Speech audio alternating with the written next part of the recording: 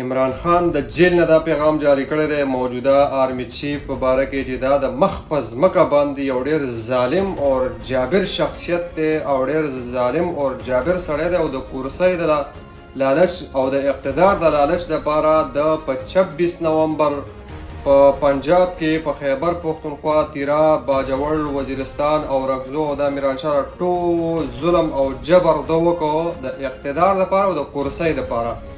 بل طرف ته دا ویلي چې دا لیونی شوی دی په کرسۍ پسې او اقتدار پسې د ذهني مریض دی، دماغي توازن یې خراب شوی دی، مکمل په کرسۍ پسې لیونی شوی او د دې کرسۍ لپاره به دی داسې حرکتونه کوي چې د دې عوام نه به جامې وباسي. دا د عمران خان د خولې پیغام دی چې پرون یې د جیل نه جاري کړی دی. بل طرف ته دا ویلي دي چې نه د پوځ سره مذاکرات کوم او نه د حکومت سره کوم، د چا سره مذاکرات نه کوم، په جیل کې به مړ شم خو د دې ظالمانو او جابرانو سره بالکل مذاکرات نه کوم.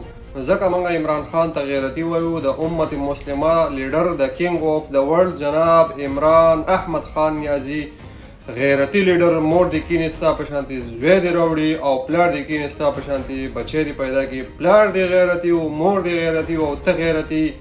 عمران خان زنده باد.